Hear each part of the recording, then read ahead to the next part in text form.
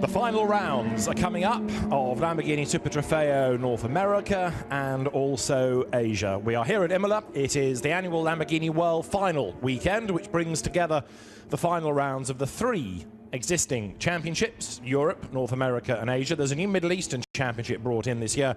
That was all done and dusted February, March at the start of this season. So it's the regular three that meet up for their last rounds, and then Saturday, Sunday, it's a different competition altogether. It's the World Final, where they are split into separate races for the Pro and the Pro-Ams, and the Ams and the Lamborghini Cup competitors. More of that on the live stream tomorrow. Welcome to the sunshine of a rather cold Imola here. The snow that we had at the start of the week for testing has gone. It's still not very warm, but at least it's dry, and we've had some good racing so far. Now, we're almost done in terms of championships, but not quite, because for the North American, we have Pro-Am to resolve, most importantly in this race.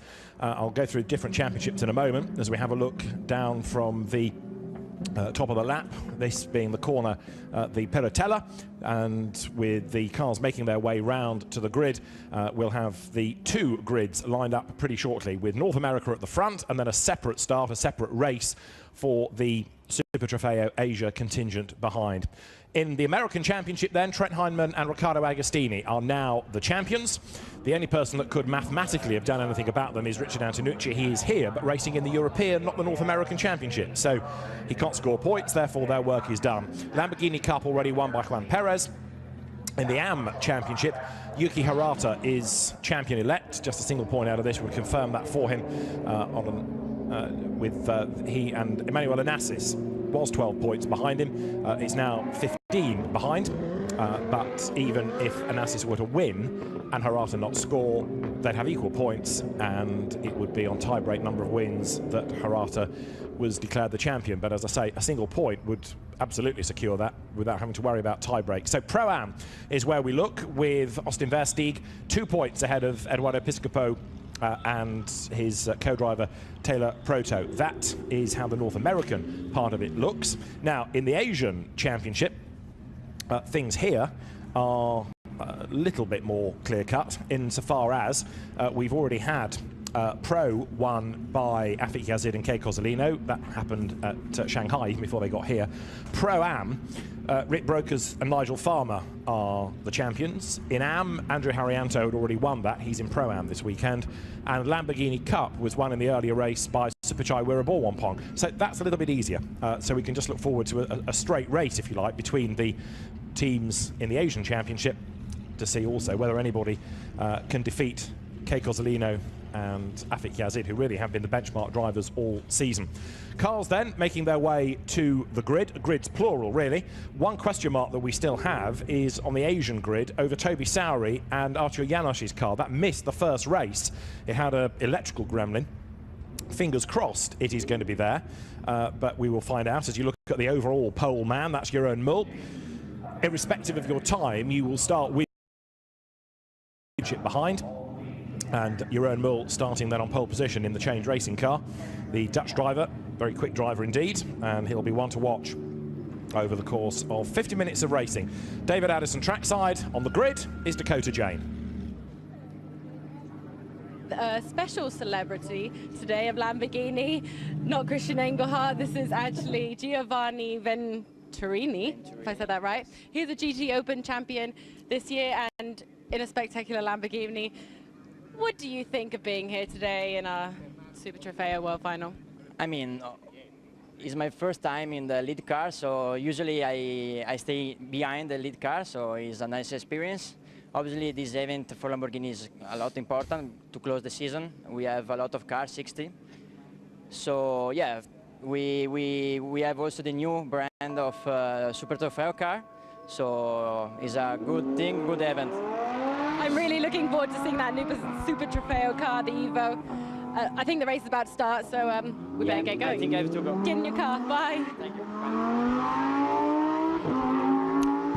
So Giovanni Venturini, who's been a mainstay of Lamborghini's GT program over the last few years, here, like many of the GT drivers, to do some driver coaching and offer mentoring, and also to be involved in, when required, driving the official cars So we have, as I say, Jeroen Mul starting on pole position with new champion Trent Heinemann lining up alongside the second row of the grid, Brandon Godovic, who has had outright wins this year.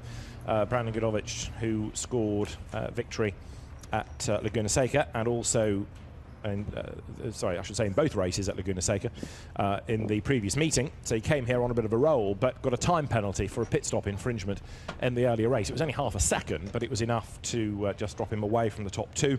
And then it's going to be Yuki Hirata lining up alongside Trent Heinemann then, who did the second stint in race one, does the opening stint in the second race. Basically, if you've got two drivers, one must qualify and start one race, and the other driver did the second stint. And then you switch across accordingly. He is partnered by Riccardo Agostini. They were the winners of race one. Not that the grid is affected by that. The grid is based on standalone qualifying sessions from yesterday. Jeroen Mul was the second place driver ahead of Brandon Godovic within the American race. It was the regular combination of winners, Zafit Yazid and Kei Cozzolino from Andrew Haryanto and Milos Pavlovic. Second in the first race, Jack Bartholomew and Spike Goddard took third in the Asian Championship race earlier on in the day. 1:30 there is Brandon Godovic, the DAC Motorsports driver, and the regular in Lamborghini Super Trofeo, North American champion back in 2015.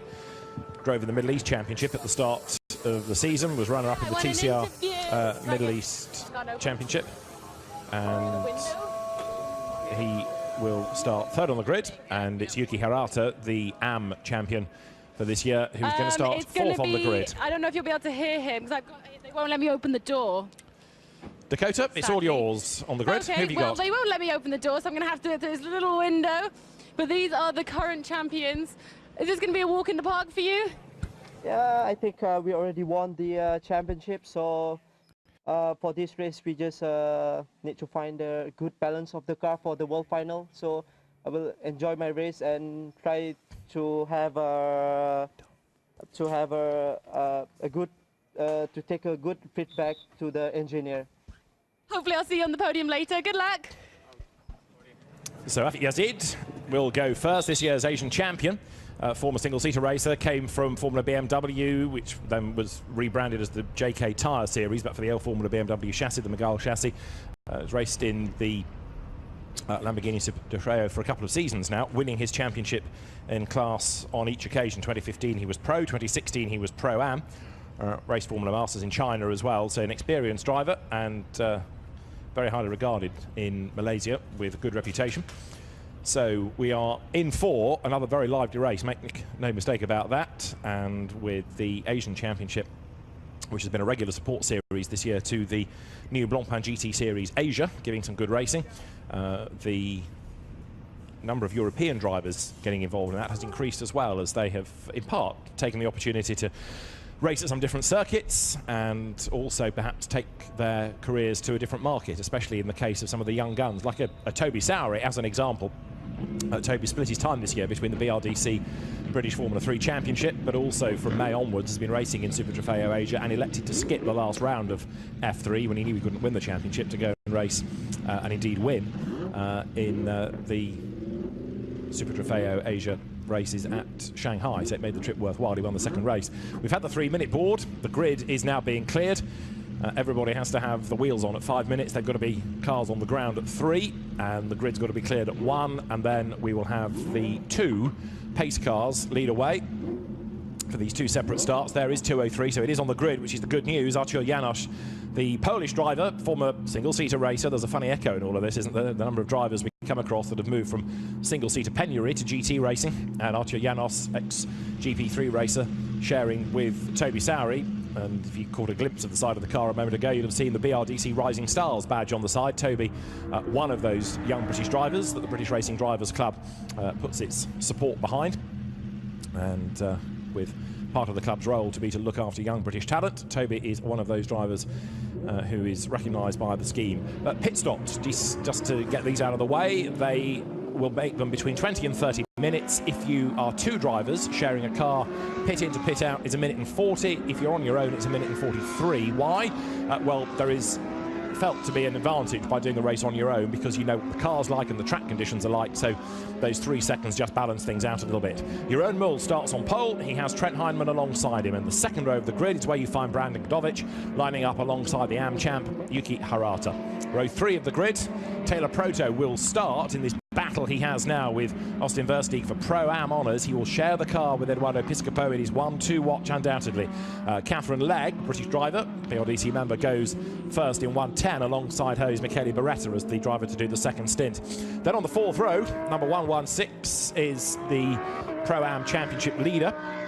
This is Austin Versteeg, and then it's Juan Perez, this year's Lamborghini Cup champ, alongside. Ryan Hardwick won the AM Cup earlier on in the day, and he, in the race that is, he will start 9th on the grid, and 10th is Emmanuel Onassis, who's had 2 wins this year. Brian Teens comes next, had a bit of front damage in the first race that stopped him after contact with the man who he lines up alongside. Ross Choes, last year's Lamborghini Cup champion, he moves up to the AMs this year. And then the newcomers, Cameron Cassels and Sheena Monk, are on the back row of the American grid. Sheena Monk was in the gravel and brought out the safety car in the first race of the day. Milos Pavlovic starts on pole in Asia, as it were. Alongside him is Afit Yazid. Artur Janos starts on the second row, and Rick Brokers, who is doing pretty much every race this weekend because he's doing the European as well as this, he starts 4th ahead of Alberto Di Folco and Max Ebenal, the very quick, underrated Canadian, sharing with Mikko Escalon. And Spike Goddard is alongside Brit Rory Collingbourne in the Lippert car. Then you've got George Cho lining up alongside the man that won the AM class earlier on in the day, Anders Josefsson, the Argentine. This year's Lamborghini Cup champion from the Asian Series, Superchai Wiraborwampong, is next, with his regular rival Gabriele Moroni completing the grid. They come then now out of the Variante Alta down towards Rivazza, speed building, and then very shortly the cars are going to get themselves into the formation, ready for the rolling starts, plural, because as I say, we'll have the North American Championship away first, and drivers from that series, yes, thinking about how they score points for their own championship, but also perhaps thinking longer term about the World Final tomorrow and Sunday, and what they need to do to learn the circuit, what they have to do to get a good setup, what else, what data do they need, because although that's not necessarily the main focus, the World Final is still very important indeed, and it's always fiercely fought. So we're ready to go racing as you look there at 102, that being the car in the hands of Ryan Hardwick, who went well earlier on in the day to win in the AM Cup in the first race, as the drivers then now work their way up towards the timing line. The final round of Lamborghini Super Trofeo North America is about to get underway as they head up towards the lighting gantry. The light's on red at the moment, will go to green when the race director is happy, if he's happy. And the lights are still on red. The cars accelerate away now, and from pole position then Jeroen Mul it is who gets the advantage on the inside line down towards the Tamburello for the first time. Trent Heinemann is alongside him. He's going to have to give way and slot in behind. Brandon Godovic is 3rd on the inside, but round the outside goes Yuki Harata. He gets run up the curb, and so Godovic goes 3rd. Harata is 4th as they come down towards Villeneuve for the first time. Harata makes his move to the inside, can't do it, thinks about the outside, can't do it there, and there's drama in the background. Brian Teens is off the road and in the wall.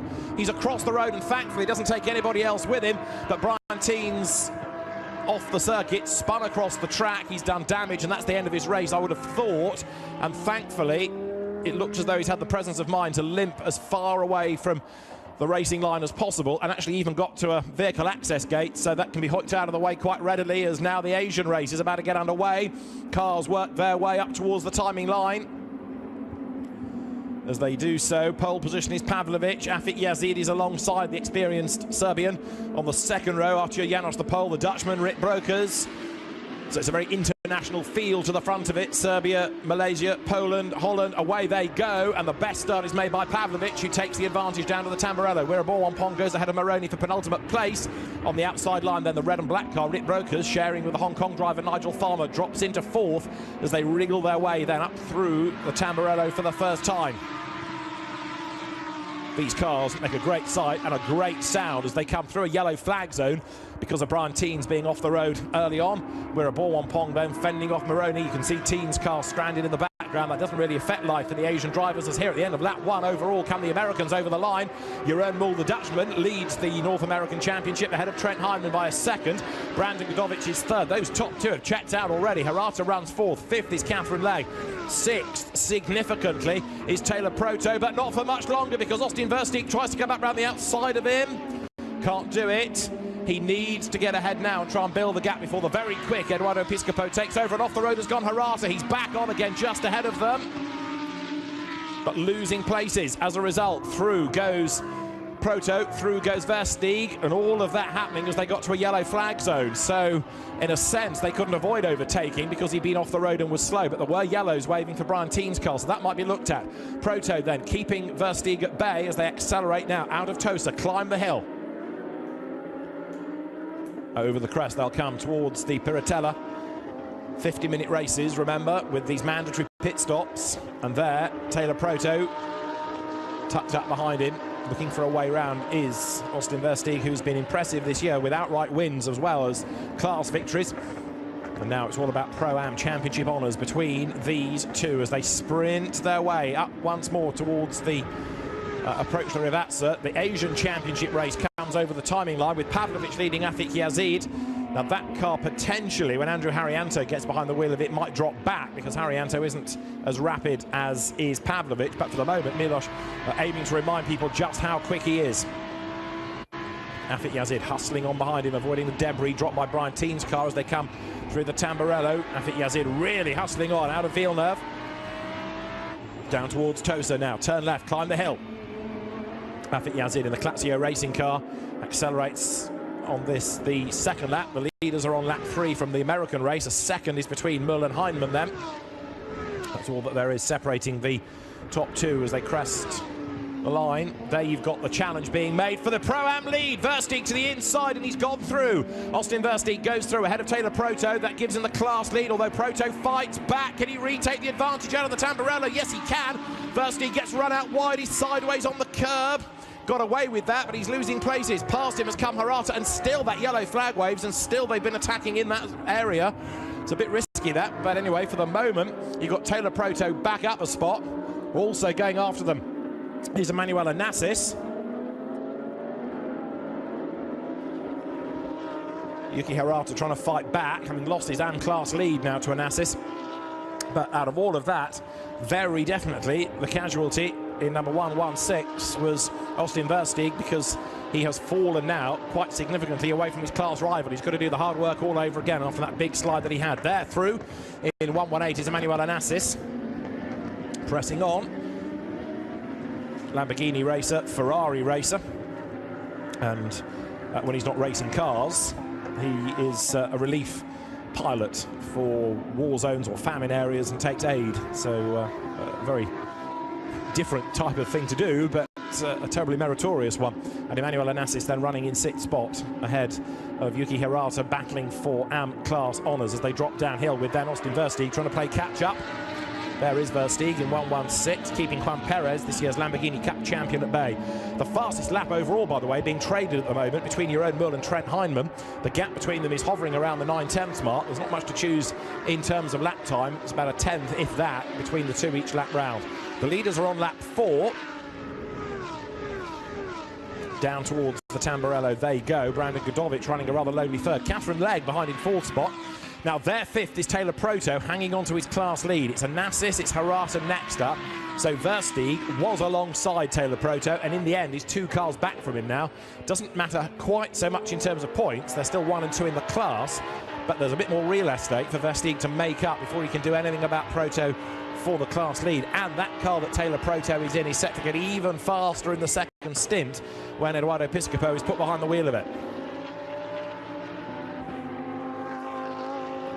So the race leader currently is Jeroen Mul. The Flying Dutchman here is 9/10 up on Trent Heinemann, this year's pro champion in the North American Series, with the Italian Riccardo Agostini, who will do the second stint, whereas Jeroen Mul, as a soloist, will go to the end.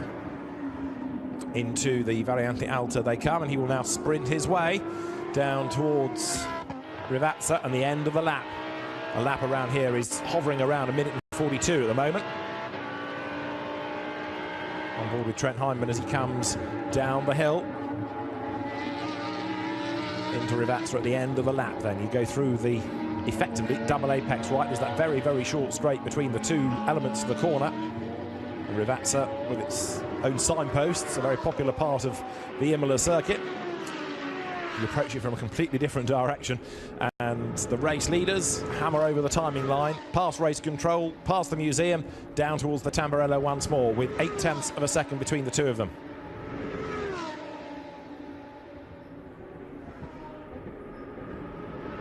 Taylor Proto through, still fifth, and there in the background at Tamburello is Austin Versteeg as he comes again up onto the tail of Yuki Hirata, tries to find a way past him, but to no avail for the moment. Yuki Hirata with 4 class wins to his name this season, and the Am Cup champion is about to get mugged, I fear. Versteeg has a look to the inside, still can't find a way past. Austin Versteeg, who came from karts into prototypes and has been racing this year not only in Lamborghinis but also in the Pirelli World Challenge, right there on the back of the Japanese driver who gets into Emanuel Onassis. That's for the class honours as well, the AMs there. Onassis just fending off Hirata as they climb the rise out of Tosa once more up towards Piratella. Through that very fast left, and then the road plunges downhill. Hirata 155 goes through. What's happening in the Asian race? It is still Pavlovic ahead of Yazid. This great fight rages on into the Acqua Minerale. This another section of the circuit reprofiled in the last decade or so. A lot more runoff put in, both in terms of the runoff tarmac as well as the gravel. It's a far cry from the strip of grass and the tar wall that claimed Riccardo Patrese in 1983 in the Grand Prix. There, diving to the inside is Versteeg, trying to find a way past Perez. And he should get the job done now on the run down towards Rivazza. He does go through, so 1 place gain back overall for Austin Versteeg. Doesn't affect things in terms of points, however. And there, Ryan Hardwick comes up to have a look. Now, Perez versus Hardwick here in class.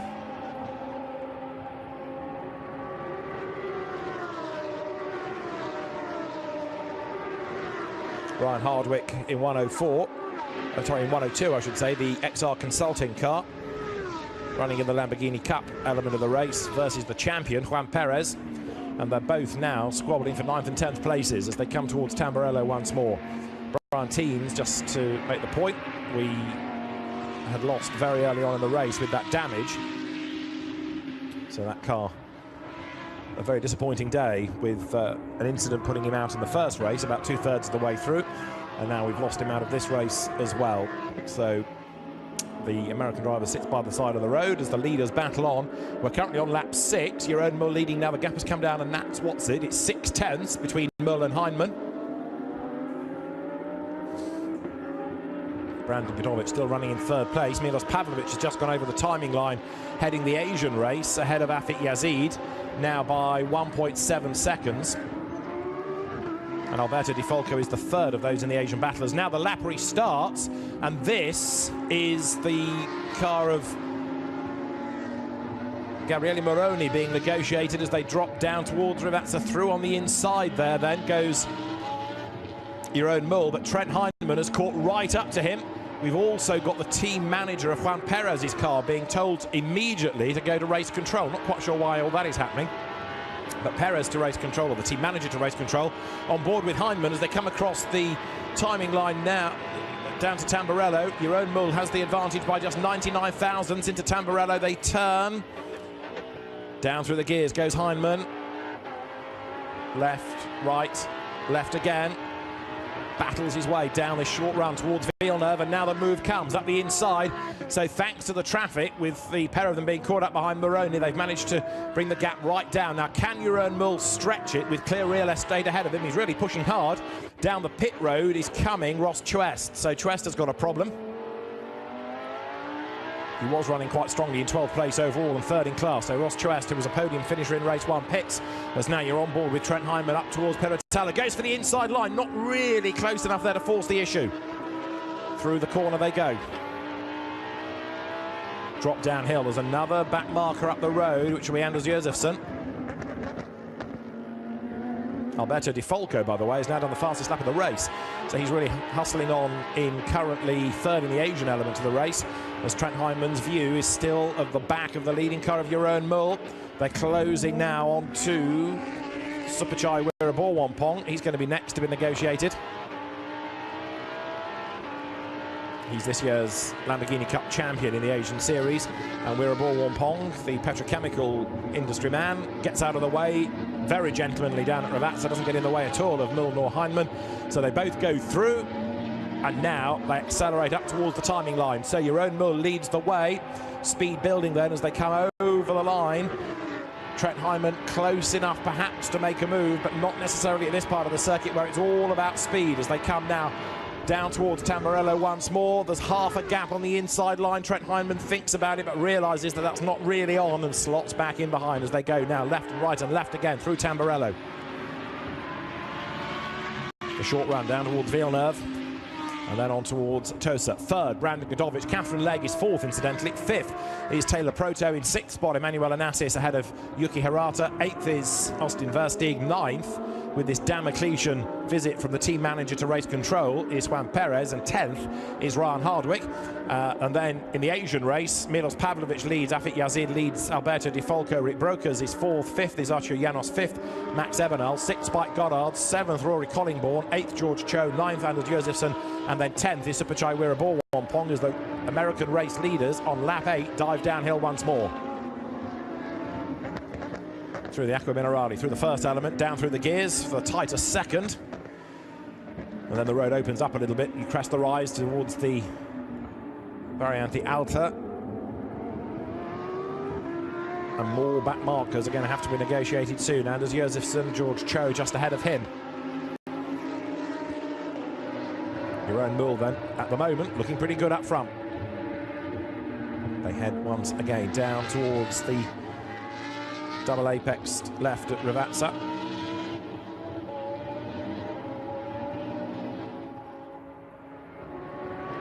Over the timing line they will come with a 10th between them last time. It had gone up to 4 tenths by the end of the last sector.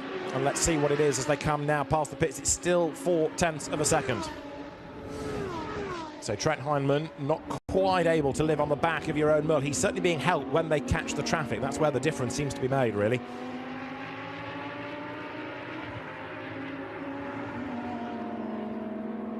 Through they turn. We're on to lap number 9, and Ross Chuest's car is still in the pit lane. If they can get him back out, it's worth doing by way of a test session, really, for the world final. Meantime, leaders in and amongst the back markers. Jeroen Mull goes through on the inside of Anders Josefsson, who was a class winner earlier on in the day. George Cho further up the hill. And now, for the race lead, Heinemann tries to get the run on Mull as they come up the hill out of Tosa towards Piratella.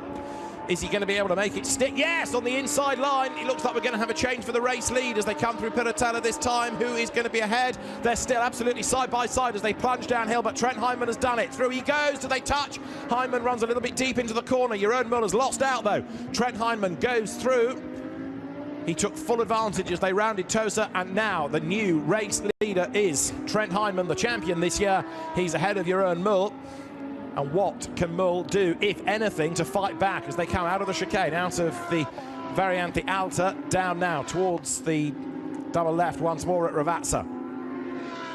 Under the bridge, plunge downhill, hard on the brakes. They've still got this back marker to get past George Cho in the car that he shares with Samson Chan.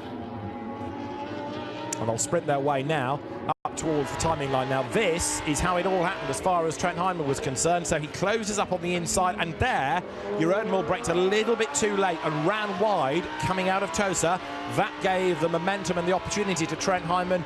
He had the line all the way up the hill towards Piratella, got the job done. So new leader Trent Heinemann, looking to add to a championship with yet another race victory. He came into the weekend with 4 race wins. They've now managed to sort out yet another victory, he and Riccardo Agostini. So looking very good indeed, all this, as far as Trent Heinemann is concerned. And it also, with this pace, illustrates how good he's potentially going to be for the world final.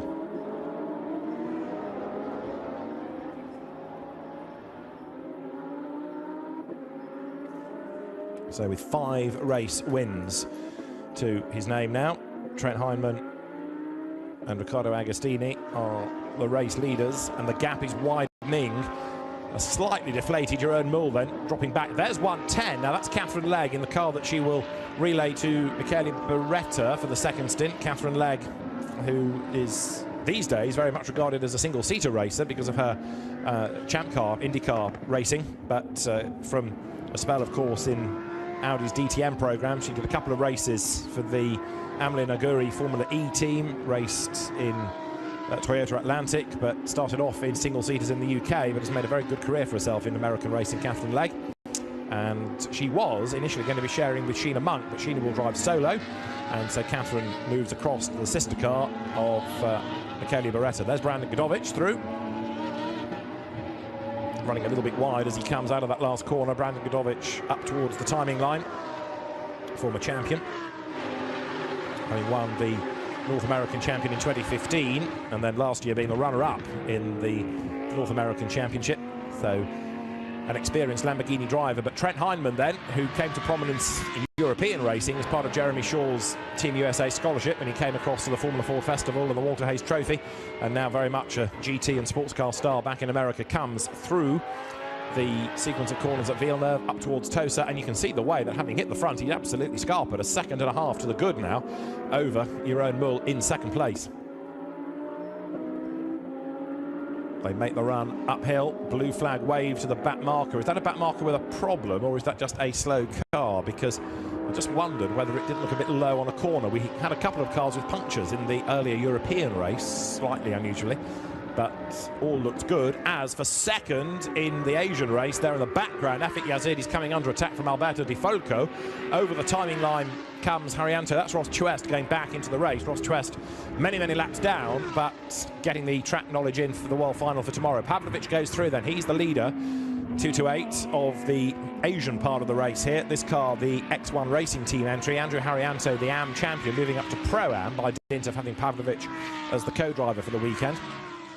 We don't yet have an entry for the world final. An entry list has not yet been revealed, but if Pavlovic gets a drive in that, it's going to be well worth watching, isn't he?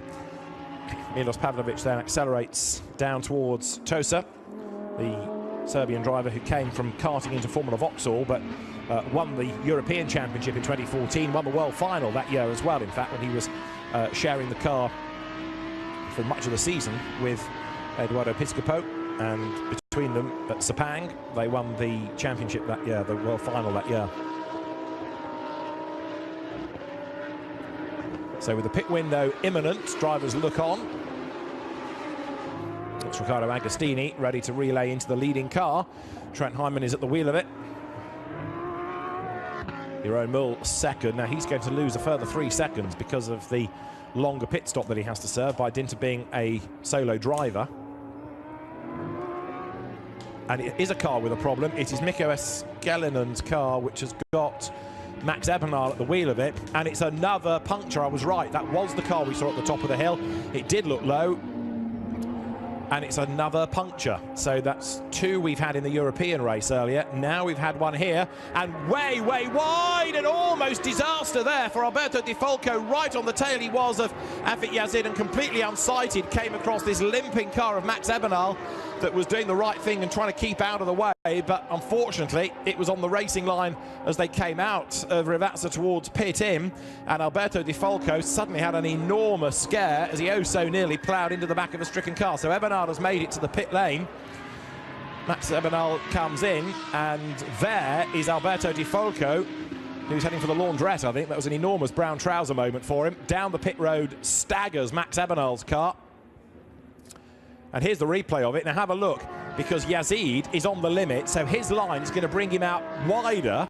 But then, as Di Folco thinks, I need to get back on the track here, he suddenly finds a car virtually at walking pace. This is Afik Yazid's view, so suddenly he thinks, God, that's a slow car. He darts round him, but Di Folco completely unsighted behind.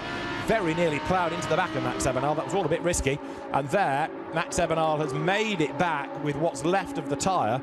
The question here, and it might be that Dakota can grab a word with Max, the Canadian, and find out what caused the puncture, but the question would be whether he's done any suspension damage by dragging the remains back into the pit lane. Right, pit window is open, by the way, and in has come Jeroen Mul, Taylor Proto, Emmanuel Onassis, Ryan Hardwick, Archer Janos, Rory Collingbourne, Sheena Monk, Supichai Wirabor, Wampong, Max Ebenal. Dakota, hello.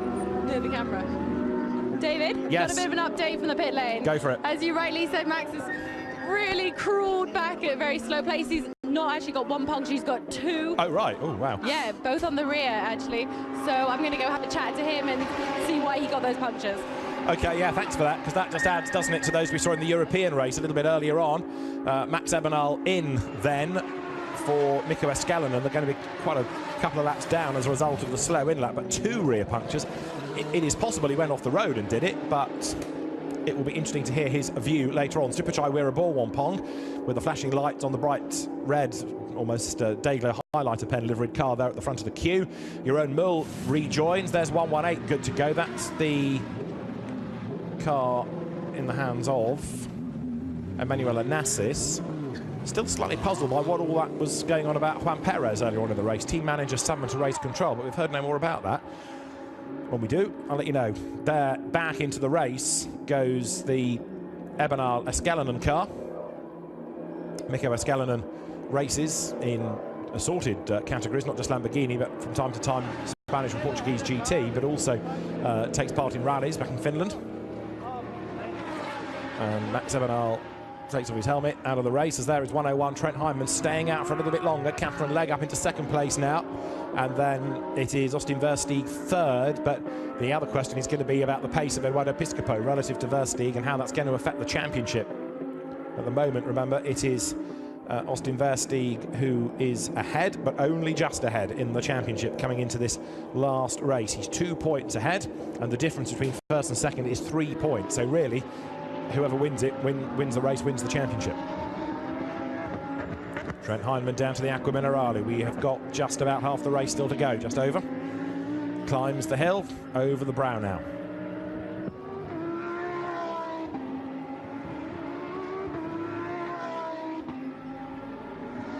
So there is the American, Trent Hyndman, on target, it would seem, for yet more success. Having won at Watkins Glen, he won both races in Road America, won again at Virginia International Raceway, and again earlier on in the day he won here at Imola. First visit to the circuit, and going strongly as he hustles on. Is he going to pit this time? Yes, he is. Riding with him as he comes into the narrow pit entry, gets to the speed limit line, stands on the anchors, and now, as befits a good professional driver, goes through the process of preparing for the pit stop. Visor up, seatbelts loosened so that they're easier to disengage, and it's easier for him to leap clear of the car. He'll unplug the intercom, take out his drink bottle if he has one, and get ready for Riccardo Agostini, former Carrera Cup Italia champion, to take over the car. Catherine Legg comes in as well to give way to Michele Beretta. So the stops cycling through.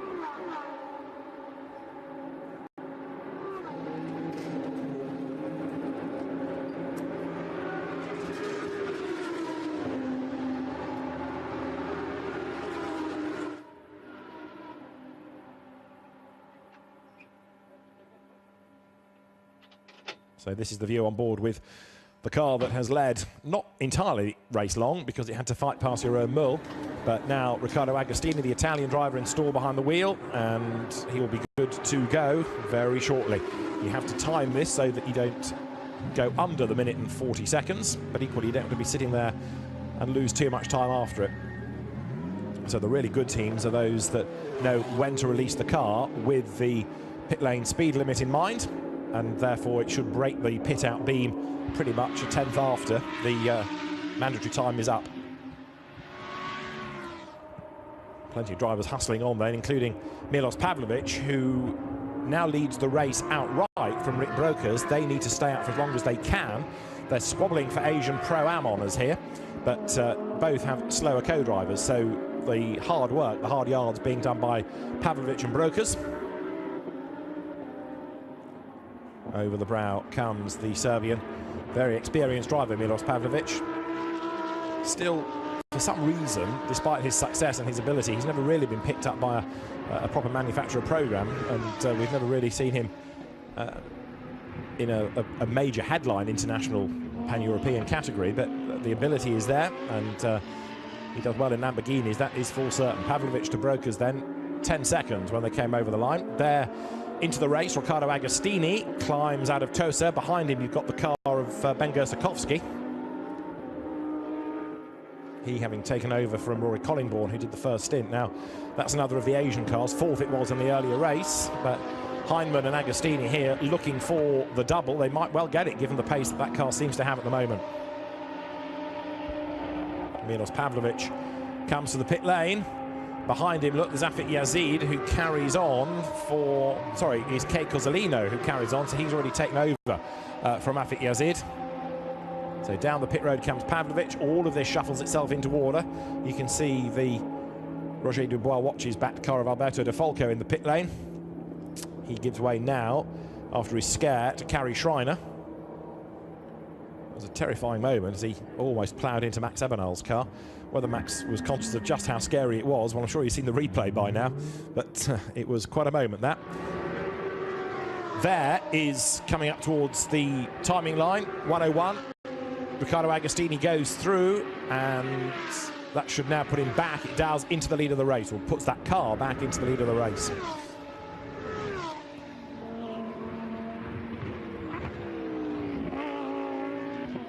Jeroen Mul is 5 seconds back now. So it's quite a margin between the two of them. Agostini took pole position for his race. You'd anticipate that he will be a fraction faster than Jeroen Mul here. Let's see. Brandon Godovic still runs third. Michele Beretta is fourth, having taken over from Catherine Legge. And now Eduardo Piscopo fifth. He's staying ahead of Austin Versteeg. That means that if things stay as they are, that's going to give Pro-Am in the championship to Piscopo and Taylor. And if he's ahead now, given his regular pace, Piscopo should be able to get away. It's going to be interesting now to monitor Pro-Am. We've got 22 minutes to go. And then at least 22 minutes of podiums, because there are 8 of them to come. There down the pit lane, George Cho to give way to Samson Chan. So he's gone quite a long way there, 16 laps. And into the race goes Ross Chest. He'd already made one long pit stop, but that's the regulation stop now done. So as you look at 1:34, Jeroen Mul, he's hustling on, but his last lap was slightly quicker than Agostini's. This lap, he's losing out in sectors, so the advantage is going back in favour of the Italian. It's only a couple of tenths in each sector, but it all adds up quite quickly when you're dealing with pro drivers like this.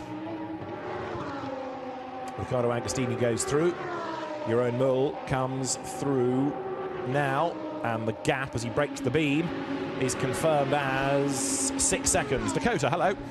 Hello. I'm just catching up with Max right now. Max, what happened with your 2 punctures?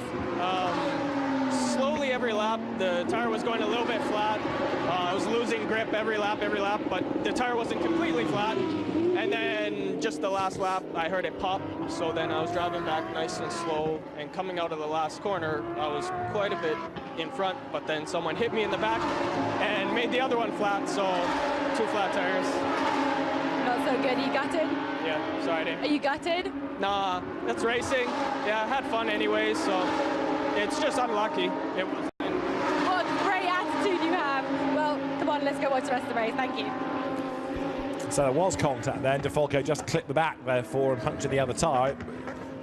Thought they just avoided each other, but there was a whack therefore. Well, Alberto De Falco was unsighted. He was the innocent party in all of that. He is still circulating, of course. And Mikko Escalanen, 2 laps down, has taken over from Max Ebernold. So a slow puncture that finally went bang. 228 under investigation. That is Milos Pavlovic to Andrew Harrianto. Why is that? The pit window is closed. They've done the pit stop. It could be a speeding offence. It could be a pit stop time. Either way, 228 that had been leading the Asian part of the race is under investigation as the cars now sprint out of Ravazza up towards the timing line. Ross Chest goes through in 1:03. Behind him is the outright race leader, Riccardo Agostini, ticking off the laps now. He's already got a championship in his back pocket. And Agostini and Heinemann for the world final at this current pace is going to be well worth watching. The fastest lap of the race done by Alberto De Falco currently. The fastest lap of the earlier race, a 1:41, Rafael Abati. It's a 42.3 that's been done by De Falco, therefore quicker than Heinemann and Agostini. But we'll see when we get to the pressure and the important to the world final, how lap times all shape up after that. Ross Chues is about to go a lap down there to Agostini, and the safety car is being deployed. Safety car on track. Now this will bring the lead gap down, it'll bring every gap down, but why the safety car is out, I can't instantly tell you unless there's somebody stranded that we've not yet seen, but the safety car is deployed. You know the form, everybody will have to slot in behind the safety car, which makes its way out on track. Again, it's not picked up the race leader yet, so those lights should go green to enable the chasing cars to go past until we have a race leader. And it is 101 Riccardo Agostini, who's in the second sector. Oh, that's why, it's Superchai Wiraborwampong, who's off at Tamburello, and he needs retrieval.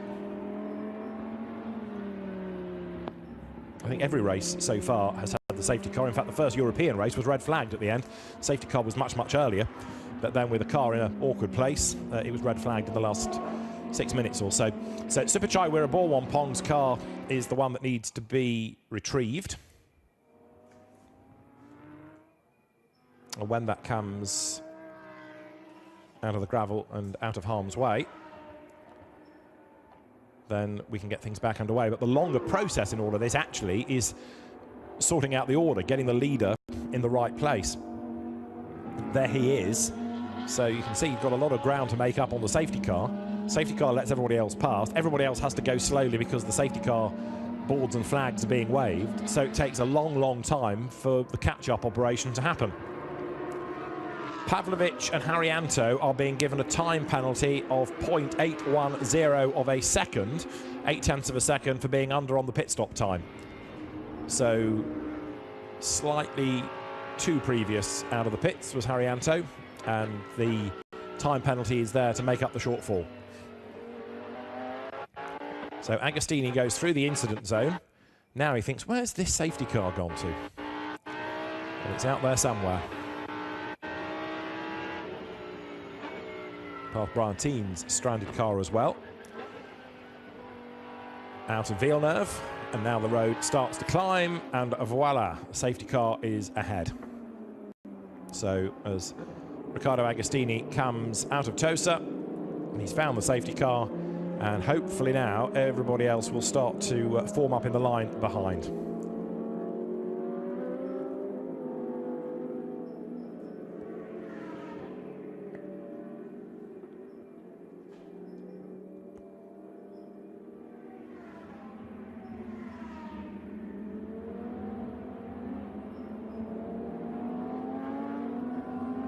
So there is Riccardo Agostini. 15.5 minutes still remain, and a very good drive this has been by both Agostini and Trent Hyman to battle ahead of Jeroen Mul. Now, the gap was 6 seconds. It will come down, but frustratingly for Jeroen Mul, of course, he's got 2 cars still between himself and the race leader, so it's not quite as straightforward as being able to attack on the restart, because he's, first of all, got to make his way up through the traffic. No overtaking while you've got the safety car boards and flags out, the yellow flags to say no overtaking, and everybody wrapped up warm for the cold but very bright conditions with camera phones at the ready. Watch the cars coming out of the Variante Alta. So how long before we can get things underway? As I say, not now so much getting Wiraborwampong's car to a safe place, so much as getting one reasonably long line of cars, because if you have some that are going to be caught on the restart lap by the leaders, it's just dangerous again. Replay of super slow-mo curb hopping here through the Variante Alta. You see how the curbs are used and how the suspension has to work as the cars land. There's Jeroen Mul, who takes a much tighter line and therefore takes more curb through that part of the circuit. Runs wide to the rumble strip on the outside of the corner. So the safety car in its Imola World Final colour scheme leads them through.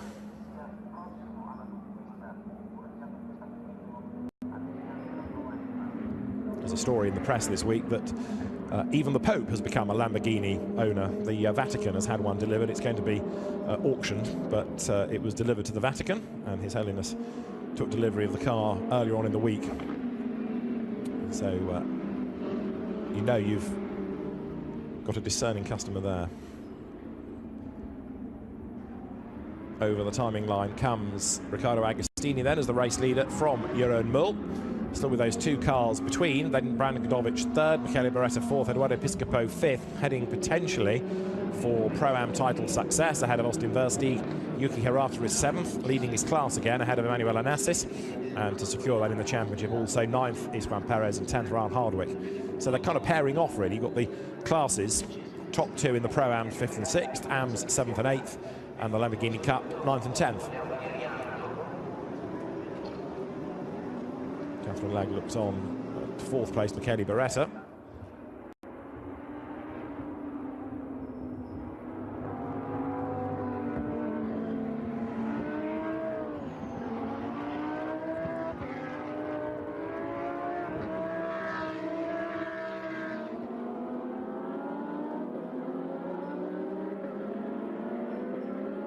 Out of Tosa, speed building, and the safety car will be in this lap, so we will go racing again at the end of the lap. It'll give us just over 10 minutes really for the last blast. The field goes downhill then now into the approach to the Acqua Minerale, and the race officials clear of errant cars and with one pretty long line of Lamborghini Huracans all the way around the Autodromo will release the field this time and we'll go back racing. So at the bottom of the graphic, race direction confirming safety car in this lap.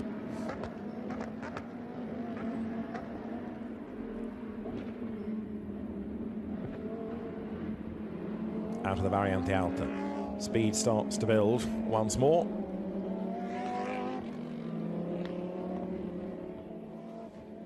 Safety car will peel in, and then Jeroen Mul is going to be on his toes because he's got to get past those two back markers in order to have any sort of chance whatsoever about getting on to terms with the race leader Riccardo Agostini, who I suspect is going to be able to get away actually, given the way that he has gone for the rest of the weekend. But we will see as he now starts to lag back. What he wants to do is let the safety car go, then he can accelerate. Once you start to accelerate, you've got to keep on doing so. You can't go and slow. So you need a good run out of the corner, which he gets now. He blasts away, and as they come up towards the resumption of the race, Agostini versus Jeroen Mul. And look, Jeroen Mul can't overtake until he gets to the timing line. Only now can he think about going past the back markers. He's 1.3 seconds back. First of all, he's got to get past Ben Gersakowski. This is Agostini's view then, down towards Tamburello, into the left, then the right, then the left again. The run towards Villeneuve, and the lead gap is building because Mul, look, still can't get past the two cars from the Asian Championship ahead of him. Ben Gersakowski is a quick driver, and it is Jack Bartholomew, I think, just up ahead of him. So they are battling for position, and there's Jeroen Mul to the inside. He's got past one of them, through he goes. There's no blue flag being shown, of course, those back markers, because it's a rather confused situation for the marshals. So they, yes, there's a green flag being waved to say that we're back underway in racing, but for the back markers, they don't know that it's a car lapping them. They just think it's a comparably paced car involved in the same battle. So down through now the Acqua Minerale they come, and we've got 10 more minutes of the race still to run here. Agostini leading the way, gap building. Jeroen Mul in second spot, Brandon Godovic is third as they come now towards the Variante Alta, and there is Jack Bartholomew, the former British F4 racer.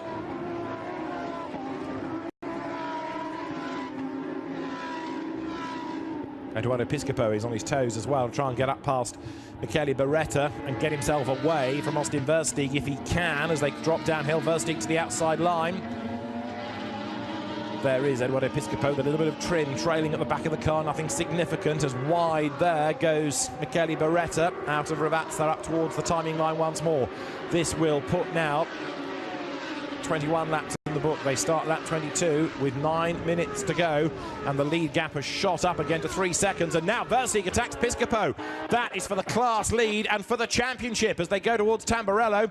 So the teams look on, waiting to see what is happening. They want to know who's in the lead of the class, as do we, and they're still side by side. That's the answer. Versteeg getting very physical as he tries to move across. They touch again. Piscopo is not going to be outfoxed by him, not outphased either, and he hangs on to the lead of the class. But remember, this is for the championship in Pro-Am, and Eduardo Piscopo stays ahead as he needs to do. They turn now up through Tosa. The Wayne Taylor racing team, the Change racing teams, all watching on. So Austin Versteeg in 116 for Change Racing. It's the same team operating the Piscopo and Taylor Proto car. And as they come now out of the Acqua Minerale, there's more traffic up the road, but Piscopo focus now on what's going on behind him. He can't attack Beretta for the moment. He's got to try and stave off this challenge of Austin Versteeg as they come through the chicane at the Variante Alta once more. Downhill they will drop in a moment. There is Michele Beretta tucked up behind Ben Gersakowski, who's currently 5th in the Asian race. The Asian top 3, by the way, is Cozzolino, Haryanto, and then Nigel Farmer. Haryanto and Pavlovic leading 5.8 seconds in the Pro-Am battle.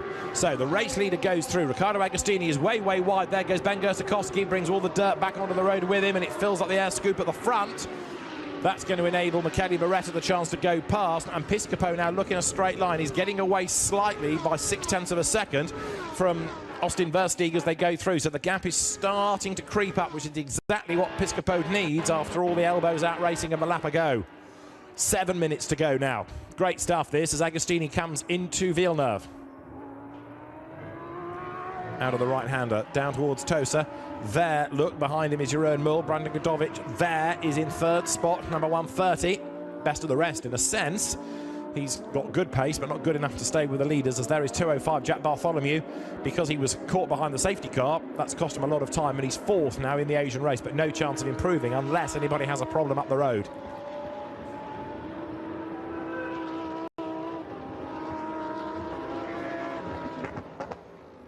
So through they come for the 23rd time. Jeroen Mul, former single-seater racer, drove for the Van Amersfoort racing team that looked after the likes of Max Verstappen and Charles Leclerc, for example, in Formula 3. Jeroen Mul didn't get to the heady heights of international Formula 3, but he moved to Porsche Super Cup, and then by dint of doing a 24-hour race in Dubai in a Lamborghini, was noticed by the management, who scooped him up, put him into the Lamborghini Super Trofeo and on the Young Driver programme, and he's never looked back. So the Dutchman in 2nd spot behind Riccardo Agostini, who's come from racing in, and indeed winning the championship in Carrera Capitalia, into Lamborghini racing. There's Brandon Godovic, who's not just at home on road circuits like this, but on the ovals. And Michele Beretta, another ex-Formula 3 racer, is tucked up behind him. That gap has come right down, 3rd and 4th now. Beretta, in the car started by Catherine Legg, comes over the line, and there off the road has gone Juan Perez. Through the gravel and back on again. That's down at Rivazza, I fear, and he's brought all that dust and muck onto the roads. It's going to be slippery, and there's somebody else going slowly in stride further up the road. Is that another puncture? Let's see. It was 203 that was going slowly. Toby Sowery. I wonder if that was an electrical gremlin, like he had, that prevented him from racing earlier on in the day. Perez has gone for the pits. I think you saw that. And Toby Sowery's car was the one that suddenly slowed coming out of Rivazza, the British driver having taken over from Arturo Llanos. And here, Perez launched himself up the inside of Ryan Hardwick. That was never going to work. He was on the grass even to make the move, irrespective of the gravel the other side of the corner. So Juan Perez, with a big, big slide, rally crosses his way back onto the road. 5 minutes to go now. Riccardo Agostini still leads the way. And race honours looking almost assured now, having been able to, as soon as Trent Hyman got ahead of Jeroen Mul, build that gap and build it impressively. Jeroen Mul in 2nd spot, but no longer really part of that lead fight. As soon as he lost the lead, the gap shot up as they've been holding up Trent Hyman. But inevitably, perhaps when you lose the lead, it rather deflates you. There's Brandon Godovic, who has really got his work cut out now for the last lap to try and stave off the challenger Michele Beretta. Here they come, almost nose to tail out of Rivazza over the timing line. Jeroen Mul hangs on to his 2nd place. Through goes Godovic, through goes Beretta in 4th. 5th is still Piscopo, 6th is Versteeg. As they go through, off towards Tamburello, to the inside line goes Beretta. Godovic is able to fend him off though there, and they go through the corner as one. The run now down towards Villeneuve. Speed building. Is Michele Beretta close enough to have a go? Not there, he's not. Brandon Godovic, who was 3rd in the earlier race, keeps him at bay. Michele Beretta and Catherine Legg earlier on were Quite a long way back in the end, only 8th place, but a much better run in this second race of the day. The car seemed to lose quite a chunk of time in the second stint earlier, but here it's going strongly. Climb the hill once more, over the brow, towards Peratella they come.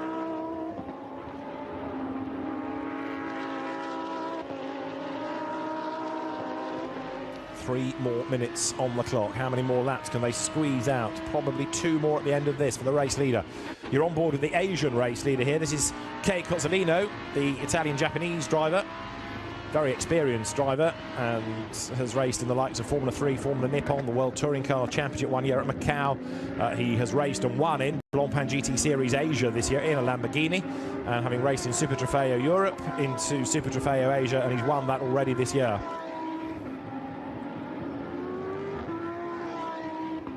Cozzolino is in 9th place overall and clear of Andrew Haryanto in the Asian fight. That's the replay of Juan Perez going on the grass to try and get past Ryan Hardwick. I suppose one option was that it was easier to do that rather than make contact. And Toby Sowery spun coming out of the corner. That's why he was slow in rejoin. Right, that answers that. Dakota has news from the pit lane. And JC Perez isn't actually feeling very well. He's out of the car now and just sort of sitting on the seat. I don't want to really talk to him and bother him, but I'll give him a minute to catch his breath and we'll see how he gets on later. Okay, thanks for that, because in theory he should be out in the next race, shouldn't he, Juan Perez? He's entered in the European race. Coming up, it might be that he's feeling the after effects of that big moment down at Ravazza. Anyway, that replay from the on-board explained why Toby Sowery was slow. It wasn't electrical, it was that he'd also had a spin. So when we picked up that car looking slow, he just got it hooked into a low gear and was accelerating away. So that answers that. Agostini, in the meantime, has got another lap to ring out of this at the end of this one. So as he comes out of Acqua Minerale up the hill, it'll be one more lap to run at the end of this, and another victory beckons. This will be the 6th of the season for Riccardo Agostini and Trent Hyman. What a season they have enjoyed, these two. Coming through in 2nd spot, Jeroen Mul. And then the next queue of cars, Brandon Godovic still just fending off Michele Beretta, but for how much longer? Because Beretta is crawling all over the back of him. The pressure perhaps might tell eventually. Godovic versus Beretta as they come down to Ravazza. You can see the different line there. Godovic has a quick look in the mirror, and the risk is that you just slightly misjudge what you're doing by watching the car behind. Beretta then closing up as they come to the second part of the double left at Ravazza. Wide up the curb into the gravel goes Beretta. Puts the power down a bit early, and the car almost took flight there. You saw the way it suddenly changed its whole language. It suddenly squirmed from underneath him, and he's lost a chunk of time as a result. The gap is 1.6 seconds as they come through. Godovic to Beretta then. 1.6 time lost there, as here you have in replay. Beretta puts down the power. It suddenly sort of lights up and takes off to the right, putting him towards the gravel. So he lost a big chunk of time as he has to get it back under control. And with this being the last lap, lap 27, it's going to be too late, isn't it? That's given the place to Godovic. So for the final time, the race leader comes then up towards Peratella over the brow, and this looking oh so good this weekend so far for Riccardo Agostini and Trent Hyman. The clock has just hit 0. The final lap confirmed. 27 laps will be done despite the safety car by the charging Riccardo Agostini. Trent Hyman's great first stint. He had to do the hard yards this time and get the car into the lead of the race. In Pro-Am, it is still Piscopo ahead of Taylor. It was Piscopo ahead of Taylor, apologies. Piscopo ahead of Versteeg, and that's going to give them the championship provisionally. Eduardo Piscopo, who was 2 points behind, and will now be 3 ahead. Will be 1 ahead because he outscores by 3, if you're following all of this. So 15 for a win, 12 for second. It means that Piscopo and Taylor Proto are going to win the Pro-Am Championship, but already Pro champions and now race winners in the final round of the North American Series. Riccardo Agostini and Trent Hyman come across the line. Riccardo Agostini takes the flag in the second stint and wins the final North American Championship race of the season. Jeroen Mul comes through for 2nd place. And then 3rd, is it going to be Brandon Godovic? He should have enough in hand. He comes up towards the line. He goes through ahead of Beretta. Piscopo takes 5th. And then for 6th spot is Austin Versteeg. 7th is Yuki Hirata, who wins the AM class. And 8th spot goes the way of Kei Cozzolino and Afik Yazid to win the Asian race ahead of Emmanuel Onassis and then Ryan Hardwick for 10th. Trent Hyman celebrates a win. And what a weekend he and Riccardo Agostini are having. Riccardo Agostini on the last lap did the fastest lap of the race as well, in fact. And Taylor Proto takes the Pro-Am Championship, and a very happy man he is too. Taylor Proto then, along with Eduardo Piscopo, Pro-Am champion.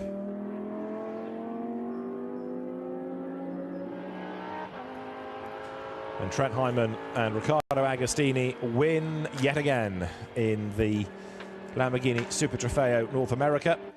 Second place to Jeroen Mul and third to Brandon Godovic. In Pro-Am, a race win and a championship win for Eduardo Piscopo and Taylor Proto from Austin Versteeg, who gave it his best shot, but it just was not quite to be. And then third in the class, well, we nobody because there's only those two entered, that's right. In the AM category, Yuki Hirata from Emmanuel Onassis. Ross Chest a long way back. If he's classified as a finisher, he was 4 laps down. And then in Lamborghini Cup, it will be Ryan Hardwick, a second win of the weekend from Cameron Castles, and Sheena Monk will be third. And then as far as the Asian element to the race is concerned, just to confirm class winners there, the overall victory to Kei Cozzolino and Afik Yazid from Andrew Harrianto and Milos Pavlovic, and then third, Nigel Farmer and Rick Brokers. Let's see if we can catch up with a very happy Trent Hyman as a race winner. I'm actually with Taylor, another very happy driver. Why are you so happy, Taylor? First season, first championship. Yeah, that was not expected. I'm really happy with that. Eduardo brought it home. It was a great race on our end. I really don't know what to say. I'm sorry. But yeah, no, it was stiff competition, but I'm glad that we got it working. Should we go run and see Riccardo now? Yeah, okay, go on, let's go. So Taylor Proto then, the new Pro-Am champion, as he says, first season of racing, but he's been very, very impressive this year. Yes, he's had a good co-driver and he's learnt from Eduardo Piscopo, but Taylor Proto has had to deliver, and he has delivered in style. Just finishing off who's won what, in the Asian Championship, third in the Pro-Am category will be Kari Schreiner and Alberto Di Falco. The AM category there, won by Anders Josefsson from the Samson Chan George Cho car. I think they're the only finishers in that class. And then the Lamborghini Cup only had Gabriele Moroni as a finisher because we lost to Pichai Wirabor Pong, didn't we? He was in the gravel. So Trent Hyman goes to congratulate Riccardo Agostini. Taylor Proto, you've heard from, delighted with his championship success. Who can blame him? And the drivers now will make their way up in due course to the podium. But this is not the work of a moment, as we discovered earlier on in the day. So Dakota has a chance to interview half of Italy, I think, before we get everybody where they need to be for the podiums. There, down the pit lane, comes Gabriele Moroni as the Lamborghini Cup class winner from the Asian part of the race. Brandon Godovic gets out of his third place car. Good race for him. And Jeroen Mul, second, having led early on. Now Pichai Wirabor Pong did get back into the race, having been hoiked out of the gravel, carried on, so he does take second. I've just seen him come down the pit road. But Gabriele Moroni takes a second class win of the year. He'll be very pleased about that because he's come so close on more than one occasion, but had previously just a solitary class win to his name. Right, let's go back down to the pit lane and rejoin Dakota. Hello, David. Now I'm actually with the two winners here. Trent was a really good start. You really was happy about pushing Jeroen Mul a little bit more. How'd that go? It was good. It was good. I mean, I knew I had to be patient. I really wanted to push him a little bit more at the start, but first time racing at Imola, it's a little bit sketchy on the outside of Tamburello, so had to be smart, make sure I give Ricky a car to fight with. But once again, the Prestige Performance guys gave us a great car. Pressure was off this round. We got it done in race one, so now all focus is on the World Final. Ricky, bringing it back in home, first place home. How does that feel? Yeah, it obviously feels always great.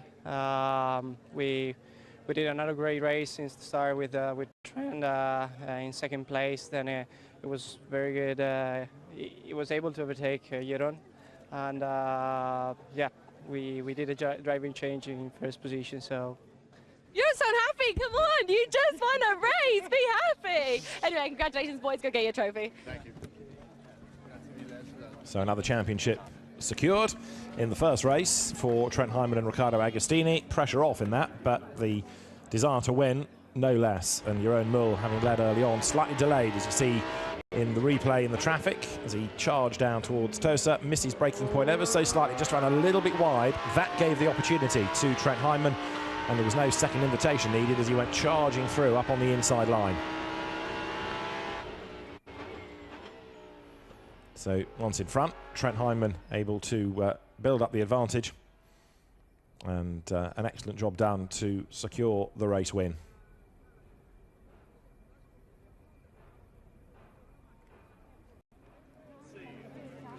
So the drivers in a few moments to the podium. In the end, the winning margin 7 seconds, despite the fact that things bunched up a bit behind the safety car. And then Brandon Godovic third, having to fend off the challenge of Michele Beretta. But in real terms, it was Michele's mistake that rather did for him.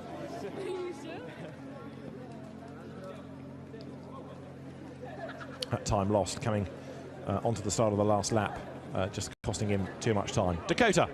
Hello. We're here with a very hot and fresh Brandon.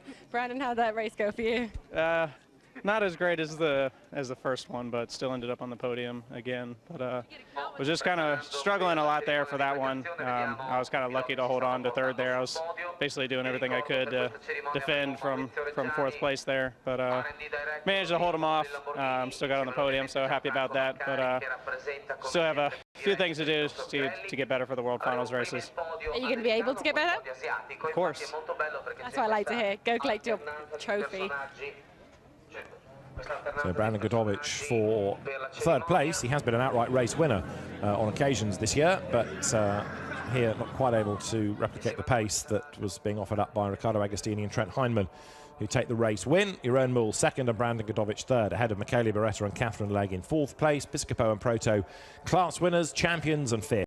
Austin Versteeg sixth, ahead of Yuki Harata. Then Afik Yazid and Kei Kozolino win yet again in the Asian Championship from Emmanuel Onassis, 9th overall, and Ryan Hardwick, a class winner, in 10th. 11th was Andrew Haryanto and Milos Pavlovic. Behind them, Rick Brokers and Nigel Farmer from Cameron Castles. Then Jack Bartholomew and Spike Goddard fending off Ben Gersikowski and Rory Collingbourne. Archer Janos and Toby Sowry 16th, ahead of Carrie Schreiner and Alberto Di Folco. Anders Josefsson was 18th from Gabriele Moroni, and from Sheena Monk, and then the George Chan car. Then it was Moroni 21st, ahead of Eskelinen and Ebenal 22nd, and Tupachai Weeraborwampong 23rd. Ross Choest was 24th, having had his earlier troubles when that car had its rather long pit stop.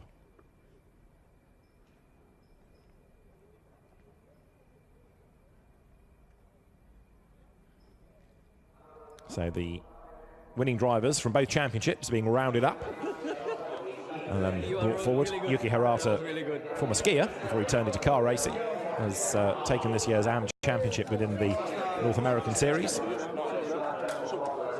Catherine Legg there, fourth in the end, despite the best efforts of Catherine and also of Michele Beretta.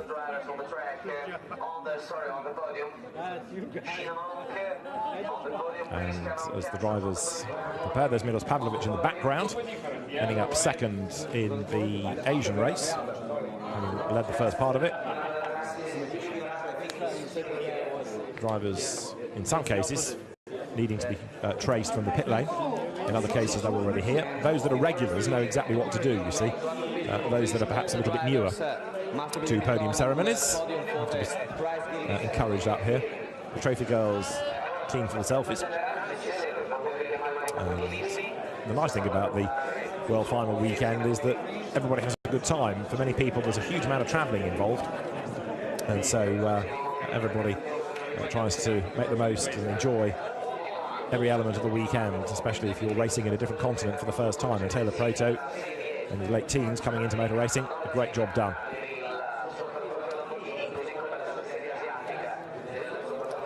So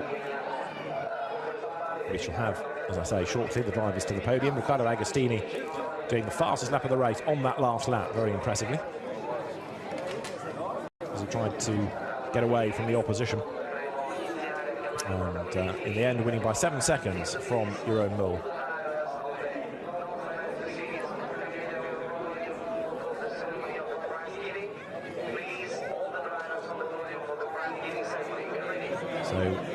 is being called to the podium still. And very shortly, we should have the American podium first of all. Then it will be the opportunity for the Asian Championship drivers to come forward.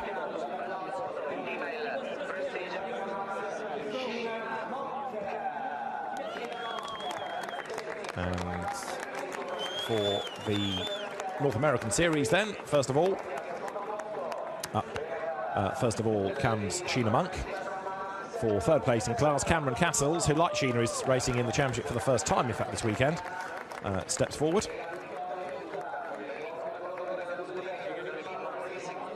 And then we will have the class winner, which is Ryan Hardwick, for the second time today. An excellent job done.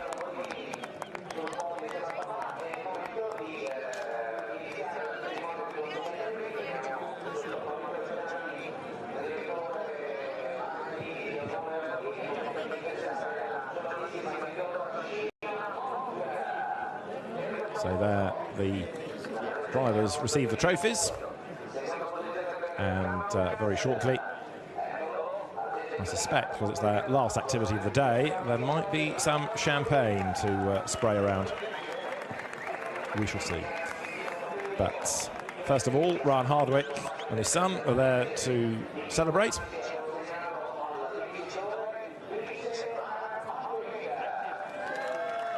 Trophy in the air. Everybody together for photographs. Sheena Monk, who was in the gravel in the first race, keeping out of trouble this time around, taking third in class. Cameron Castle, somebody new to Lamborghini racing as well, but acquitting himself pretty well this weekend, so making the most of his visit to the podium also here.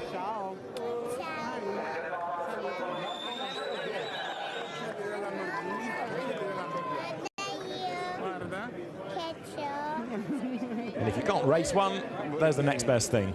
Lamborghini's shop in the paddock here has been doing a roaring trade, largely out of woolly hats and warm jackets, I've got to say, but the model cars are going down well, obviously. So there is champagne to be sprayed, and it's Ryan Hardwick yet again on the top step of the podium.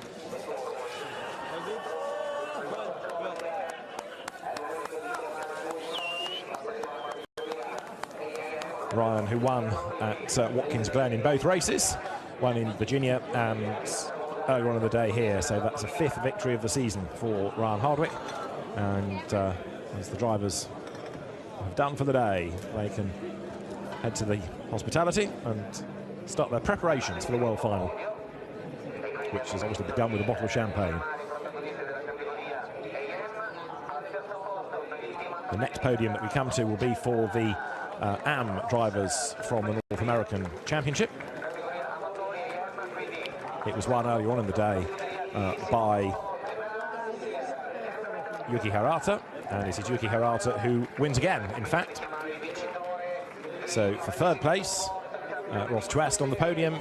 For second place, Emmanuel Onassis, and Yuki Hirata will be on the top step once more.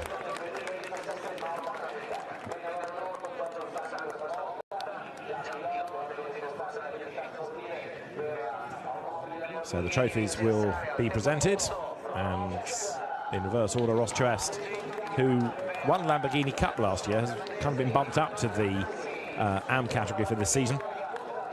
And it's not been as good a year, but the competition has been very, very tough. And he secures third, second going the way of Emmanuel Onassis, former Ferrari as well as Lamborghini racer, a great Italian sports car enthusiast. And Yuki Hirata there, enjoying his conversion to motor racing and taking a very well-deserved class win. And he's also this year's champion as well in the AM Cup, is Yuki Hirata. The full prize giving for all of these regional championships, Asian, North American and European, is going to be here tomorrow evening at the end of day one of the World Final. So the photographs to be taken. And the champagne, inevitably, to be sprayed. Phones, iPads, MacBooks, everything is there to recall the moment for those that have travelled many, many miles to come and be part of the Lamborghini World Final weekend.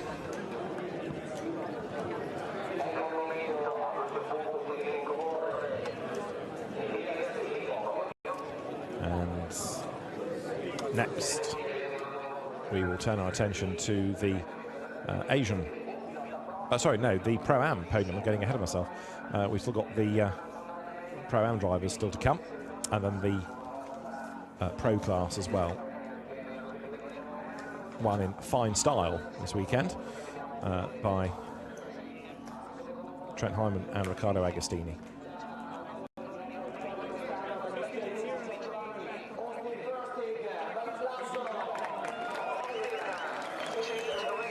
So out comes Austin Versteeg. So near and yet so far. Gave it everything to win the race and win the championship. But in the end, it is Eduardo Piscopo and Taylor Proto who are the race winners and indeed the champions in Pro-Am. Eduardo Piscopo, who kind of just takes it all in his stride, doesn't he? Oh, another championship I've won. But for Taylor Proto in his first year of racing, that's quite a moment, and something he's going to savour, that's for sure. So as we have there, the drivers receiving their trophies. A great result for Taylor Proto and for Eduardo Piscopo. And Austin Versteeg, as I say, so near, but yet so far.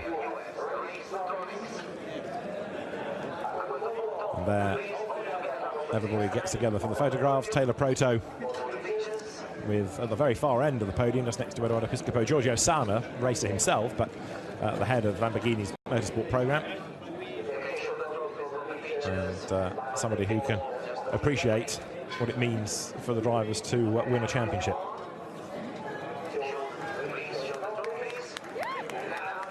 So the champagne is ready to be sprayed, and the celebrations definitely can begin now.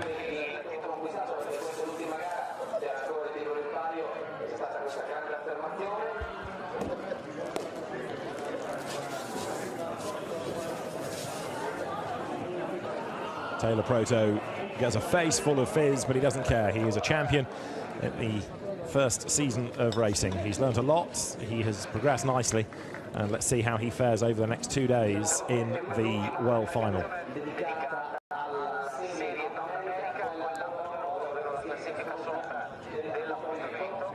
And so the Pro Class drivers will be next.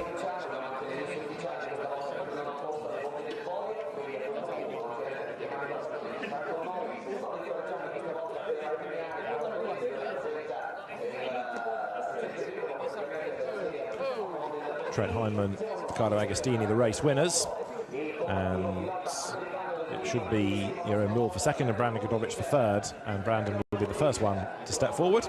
In reverse order they come, so Brandon Godovic out onto the podium for third place, Jeroen Mul, the Dutch driver, for second, and then for the top step it will be Riccardo Agostini and Trent Hyman. They have won the championship, and now they win a 6th victory of the season. A great way to round out the year. And for Trent Hyman, what a debut at Imola, 2 wins. Jeroen Mul vanquished, stands on the podium. And the next 2 drivers to come forward are the winners from earlier on in the day for the Wayne Taylor Racing Team, Trent Hyman and Riccardo Agostini. They're champions, and where better for Riccardo to win it than on Italian soil. Former Porsche champion, and now a winner as well in Lamborghinis. It's the American Championship, but as Maurizio Reggiani hands over the trophies on behalf of Lamborghini Squadra Corsa, it's a very popular win for Riccardo. Jeroen Mul celebrating his 2nd place, and they're the race winners' trophies, championship trophies to come tomorrow evening. But for now, celebrations for Trent Hyman and Riccardo Agostini.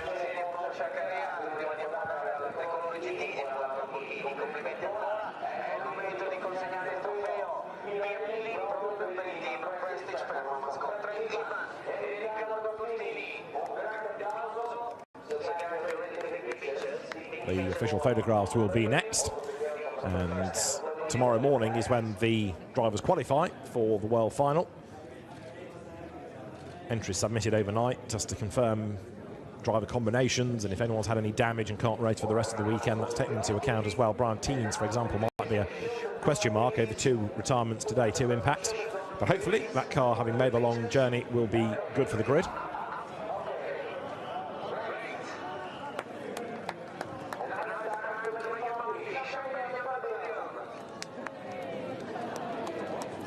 And the champagne is ready for the drivers, assuming they want to, and of course, why wouldn't you? It's the last race of the day.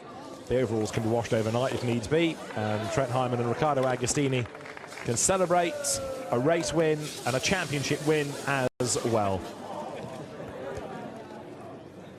Jeroen Mul was a little frustrated that he didn't have the pace to go with them in the changed racing car, but second in both races is not bad at all.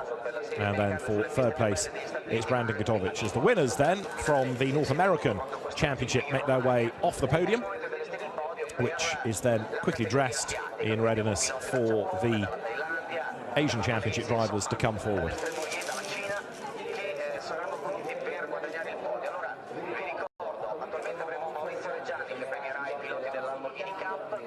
Now,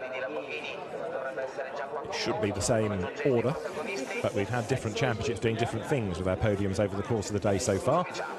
So, all being well, it'll be the Lamborghini Cup first of all, and Suphachai Weeraboorwanpong for second place. The petrochemicals industry man steps forward to be joined by a regular rival, but today a winner in the class, and that is Gabriele Moroni, who will step forward onto the top step. Gabriele, race winner, and understandably will be very happy indeed after a great job done. Suphachai Weeraboorwanpong already the champion, so the fact that he lost out in the last race doesn't matter hugely, other than for pride. But he would like to win the Lamborghini Cup in the World Final, where you take the European and the North American drivers as well. And for a very happy Gabriele Moroni, he can celebrate a victory with the family. Complimenti, Gabriele. So the trophies are handed over, and Suphachai Weeraboorwanpong with family and friends here to cheer him on.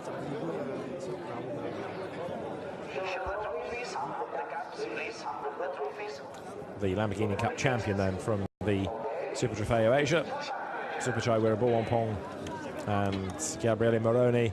They battled on the track, now it's time to battle with the champagne. And Moroni Jr. gets the fizz and does that like a natural, doesn't he? Even knows how to fight back with the bottle.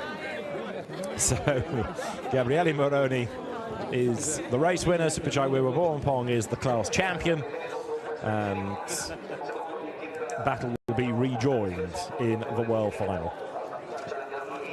The next podium we come to is going to be the AM class, where there should be the 2 combinations really. Anders Josefsson was the winner, and then George Cho and Samson Chan taking second place.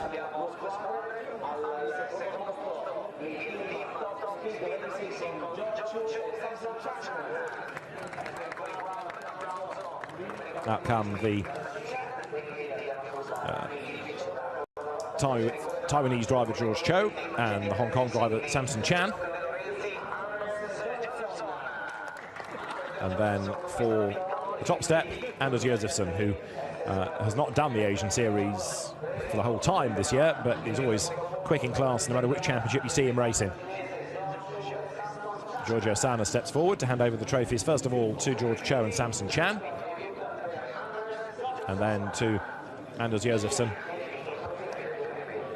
for Gianluca De Lorenzi's team, GDL Racing Team, ahead of Top Speed Racing Team. And then Pirelli hand over the trophies as well.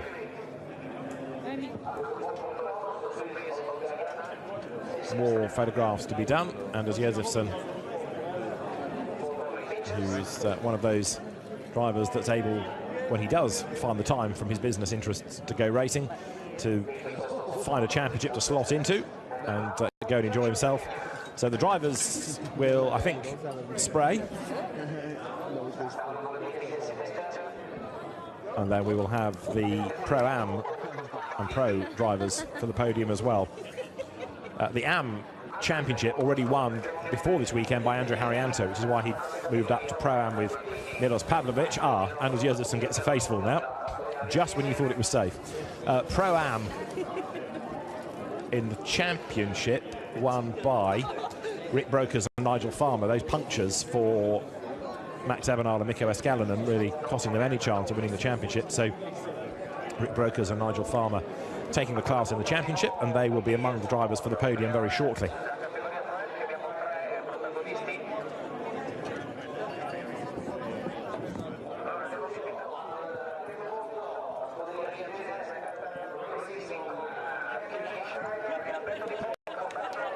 For some teams, it's the walk down the pit lane now, either empty-handed or with trophies, in some cases with a driver's crash helmet and drinks bottle. So onto the podium come Kari Schreiner and Alberto Di Folco. For second place, Nigel Farmer and Rick Brokers, and then Andrew Haryanto and Milos Pavlovic as Pro-Am winners for the top step in the X1 Racing Team car. Andrew Haryanto, a class winner this year as well in the Blancpain GT Series Asia, rounding out a very good season indeed.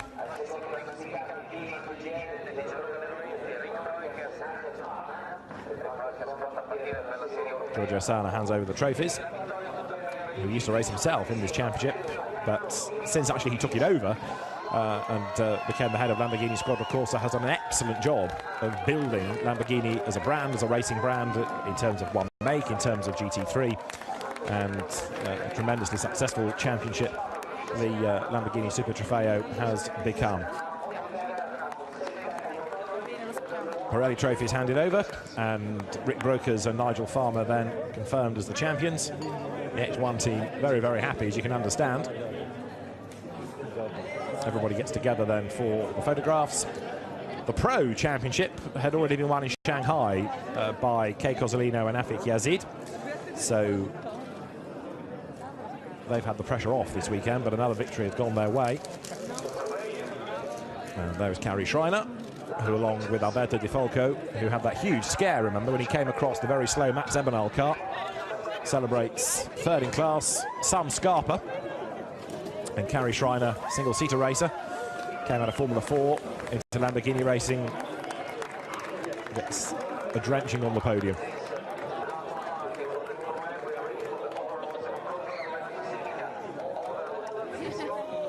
But for Milos Pavlovic and Andrew Haryanto, what a day, a great job done. And Milos Pavlovic, who is an excellent guy to have with you because he's very quick, he's very dependable, and he's a good driver coach as well, comes through to score a win with Andrew Haryanto.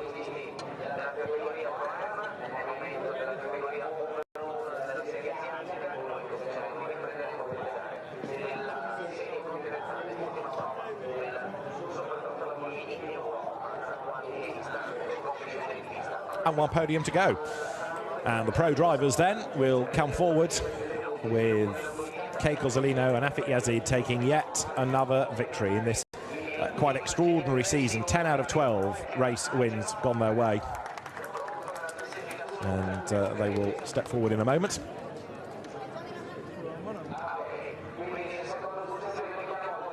But they're going to do not exclusively Pro, I think, but an overall top three. So you've got Nigel Farmer. Rick Brokers has had to disappear because he's in the next race. So Nigel Farmer and Rick Brokers third overall. Second overall, Andrew Haryanto and Milos Pavlovic back on the podium. And class winners and overall race winners, Afik Yazid and Kei Kozolino for the top step at the end of the final Lamborghini Super Trofeo Asia race of 2017. It's been another very successful season for the Asian Championship. And the drivers now, of course, concentrate on the World Final tomorrow. And you've got to say that Yazid and Kozolino, after their pace so far this weekend, this season, have got to have a pretty good chance. So we shall see come tomorrow how their chances are over the course of the two races that make up the Lamborghini Super Trofeo World Final here at Imola. We've got another race to come today, which in about a quarter of an hour will come to the grid. That's the last of the European Championship races. For now, though, drivers have had the group photographs. There's the Pirelli trophy to be handed over.